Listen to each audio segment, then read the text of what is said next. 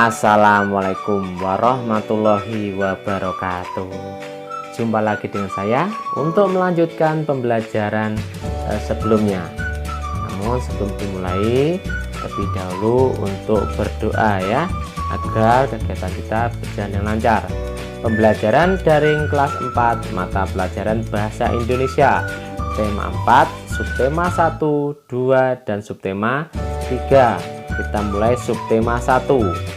Mengulas isi buku sastra, menjelaskan satu persatu hal yang dibahas dalam buku dan menilai dan juga memberi pendapat terhadap buku. Hal-hal yang diulas dalam buku itu apa aja? Ada data buku, inti cerita, manfaat membaca buku tersebut, dan juga ada kelebihan dan kekurangan buku tersebut. Menyebutkan tokoh-tokoh pada cerita. Tokoh adalah pelaku dalam sebuah cerita. Itu dibedakan menjadi ada tokoh utama dan juga tokoh pembantu. Tokoh cerita dapat berupa manusia, tumbuhan, hewan, atau benda mati. Jika tokoh utama berupa tumbuhan, hewan, atau benda mati, maka tokoh tersebut bertingkah laku seperti manusia. Cerita fabel ya, itu cerita fabel seperti itu. Memberikan pendapat terhadap perilaku tokoh dari cerita yang dibaca. Nah, lakukan cara berikut untuk memberikan pendapat terhadap perilaku tokoh. Yang pertama, membaca dengan seksama jalan cerita. Yang kedua, memperhatikan perkataan dan perbuatan tokoh. Dan yang ketiga, yaitu memperhatikan gambaran lingkungan yang ada di cerita tersebut. Kita bisa memberikan pendapat tentang sikap tokoh pada cerita. Saat memberikan pendapat, kita harus memperhatikan hal-hal di bawah ini. Apa aja? Ada komentar itu disampaikan dengan bahasa yang sopan, terus disampaikan secara jelas, tidak menyinggung perasaan orang lain, dan juga disampaikan dengan alasan yang logis ya, sesuai dengan kenyataan. Tidak boleh itu sesuka hati ya. Nah, ayo simaklah cerita tentang semut dan belalang berikut agar kalian bisa memahaminya.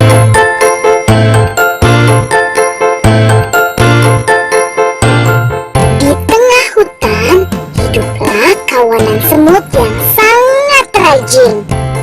Terik matahari di musim kemarau tak mematahkan semangat mereka untuk mencari makanan. Setiap hari mereka membawa, mengumpulkan, lalu menyimpan makanan ke dalam lubang yang menjadi rumahnya. Berbeda dengan kawanan semut yang rajin, tetangga mereka si belalang malah asik menikmati musim kemarau dengan bermalas-malasan.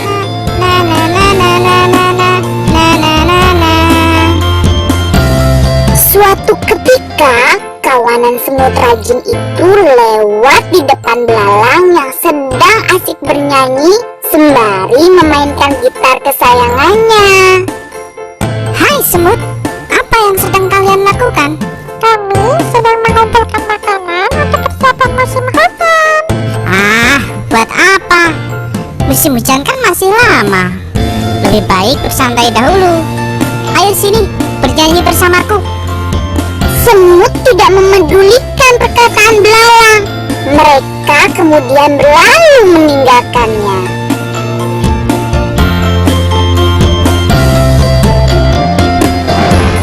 Musim hujan pun akhirnya tiba. Kawanan semut tak lagi mengumpulkan makanan. Mereka duduk nyaman di dalam rumah yang hangat sambil menikmati makanan yang berlimpah. Sementara itu, tetangga mereka, si belalang, hanya bisa diam menyesali nasibnya karena tidak memiliki makanan sedikit pun. Ia sedih dan kelaparan. Saat belalang terbaring lemah tak berdaya, datanglah kawanan semut ke rumahnya. Hai belalang, kami bawakan banyak makanan untukmu. Belalang terkejut dengan kedatangan kawanan semut baik hati tersebut. Apalagi mereka membawakannya makanan yang lumayan banyak. Terima kasih ya semut. Aku berjanji esok akan giat bekerja dan tak bermalas-malasan lagi. Sudah, tak usah bersedih. Ayo kita makan bersama. Begitulah cerita kawanan semut yang rajin, baik hati serta suka berbagi, dan si belalang yang menyadari bahwa kemalasan akan merugikan diri. Nah, bagaimana pendapatmu dengan sikap kawanan semut? Dan bagaimana pula pendapatmu dengan sikap belalang tadi ya? Mari memberikan pendapat tentang ini cerita. Langkah-langkahnya, yang pertama, bacalah cerita dengan cermat. Yang kedua, carilah paragraf yang memuat permasalahannya. Tiga, carilah penyebab awal munculnya permasalahan tersebut. Dan yang keempat, carilah juga bagaimana permasalahan tersebut dapat terselesaikan atau diselesaikan. Kita masuk pada subtema 2, inti cerita dalam buku sastra. Dan sebuah cerita kita dapat mengetahui ada tokoh cerita, peristiwa, dan juga inti cerita. Inti cerita dalam buku sastra dapat diketahui jika kita membacanya dengan cermat, dengan hati-hati ya, dengan teliti, itu cermat ya. Jadi kalau kita mau mengetahuinya, kita membacanya harus dengan cermat. Menentukan pesan moral dari suatu cerita. Cara mengetahuinya, yang pertama membaca cerita dengan cermat. Yang kedua, mencari peristiwa dan kalimat yang mengandung saran, nasihat, pesan, atau juga anjuran. Yang ketiga, membuat kalimat kesimpulan dari peristiwa atau kalimat yang mengandung saran, nasihat, pesan, atau anjuran dengan bahasa kita sendiri ya, bahasa yang mudah kita pahami. Itu maksudnya bahasa kita sendiri. Menyampaikan pendapat tentang suatu cerita. Hal-hal yang perlu diperhatikan saat menyampaikan pendapat yaitu yang pertama, memahami tema cerita. Tema tentang apa, kita pahami dulu. Yang kedua, menuliskan pendapat dengan bahasa yang singkat dan jelas. Jangan pendapat tapi harus dengan sopan ya. Memberikan pendapat pribadi tentang pesan moral dari suatu cerita. Pesan moral itu apa toh? Yaitu merupakan pelajaran berharga dalam sebuah cerita yang dapat kita jadikan pelajaran dalam kehidupan sehari-hari. Nah, bacalah penggalan cerita mengenai Pak Kadir. Pak Kadir hidup bahagia bersama keluarganya. Mata pencaharian Pak Kadir adalah bertani. Ia memiliki sebidang sawah yang tidak terlalu luas.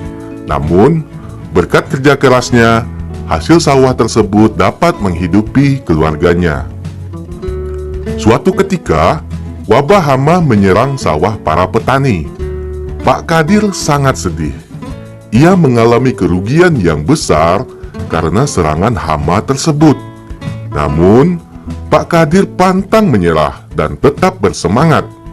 Ia pun mengajak para petani di desanya untuk bergotong royong memberantas hama yang menyerang sawah-sawah mereka.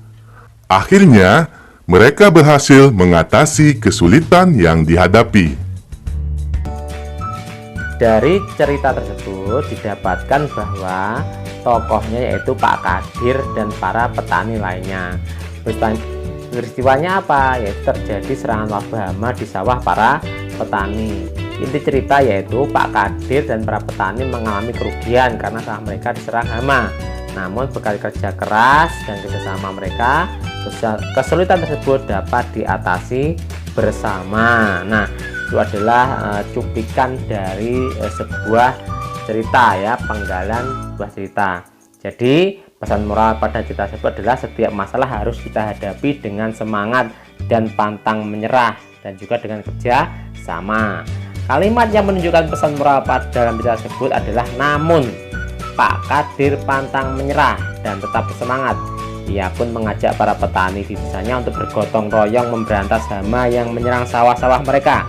Akhirnya mereka berhasil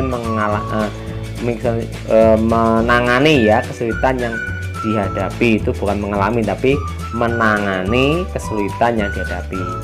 Contoh memberikan pendapat pribadi tentang pesan moral dari suatu cerita. Pesan moral yang ditulis yang sudah sesuai dengan isi cerita. Menurut saya, teks cerita tersebut mengandung pesan agar menjadi orang yang tidak mudah menyerah dalam menghadapi masalah terjadi.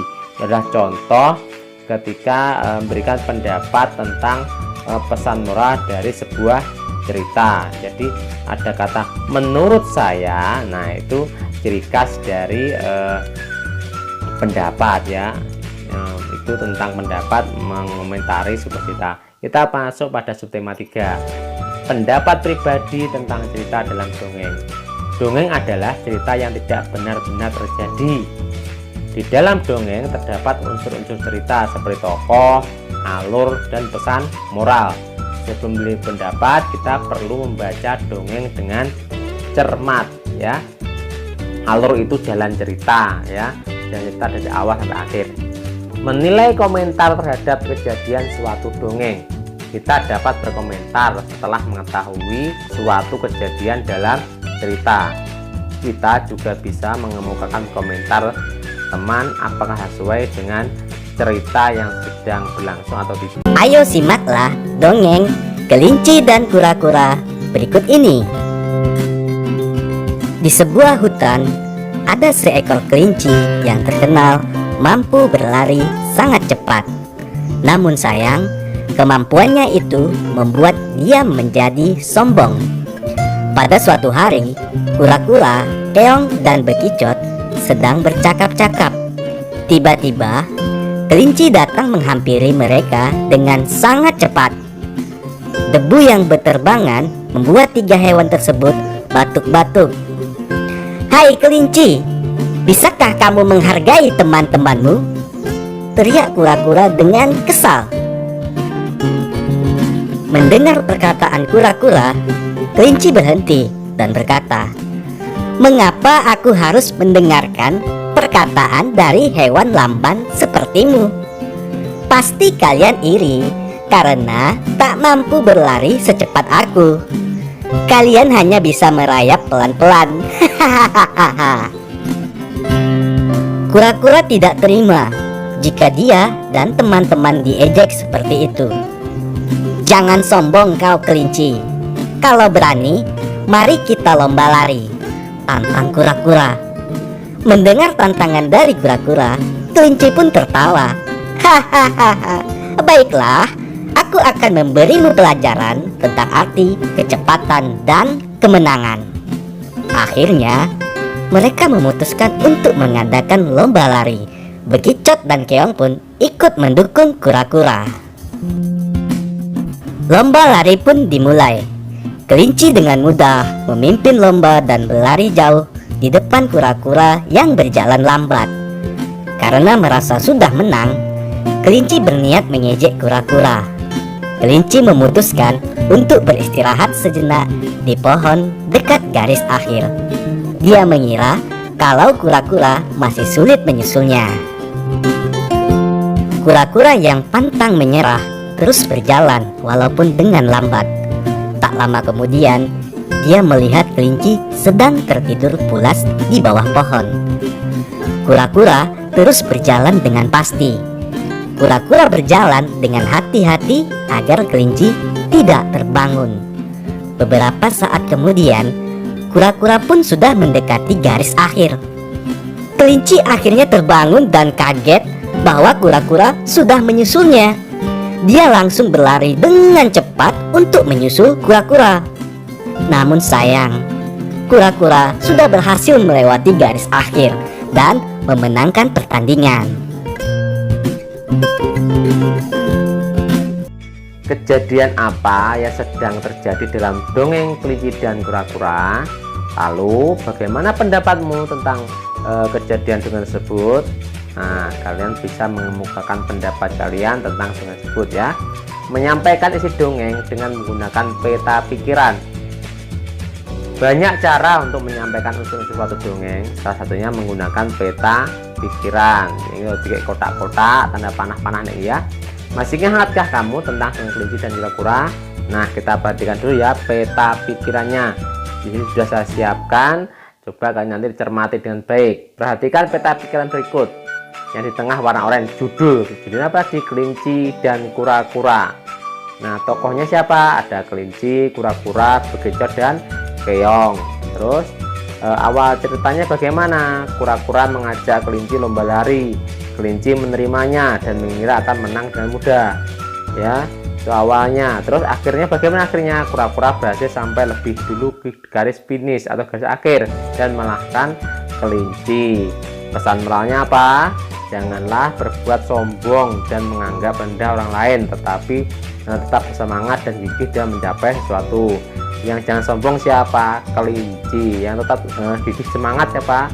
Yaitu kura-kura. Sifat tokohnya apa? Kelinci yaitu sombong dan keras kepala. Kura-kura pantang menyerah. Nah, tempatnya tadi di mana? Yaitu di hutan. Menentukan pesan moral dalam dongeng. Pesan moral dalam sebuah cerita atau dongeng dapat berbentuk saran, nasihat, pesan atau anjuran bagi pembaca. Nah, kalian bisa baca dan pahami dengan cermat suatu dongeng sebelum menentukan pesan moral. Jadi kalau mau menyampaikan pendapat harus dibaca dulu ya. Kembali seperti itu pesan moralnya. Janganlah berbuat sombong dan menganggap rendah orang lain. Tetap semangat dan gigih dalam berjuang. Perhatikan contoh pesan moral berikut. Itu ada cerita di Malin Kundang. Pesan moralnya apa? Kita tidak boleh durhaka kepada orang tua dan kita harus selalu menghormati mereka, karena seperti apapun mereka tetaplah orang tua kita yang telah melahirkan dan mendidik kita dari sampai sekarang. Nah, sekian dulu pembelajaran kali ini ya. Semoga dapat bermanfaat bagi kita semua. Tetap semangat belajar, jangan lupa untuk olahraga, senantiasa berdoa dan selalu patuhi nasihat kedua orang tua. Sekian, terima kasih. Wassalamualaikum warahmatullahi wabarakatuh.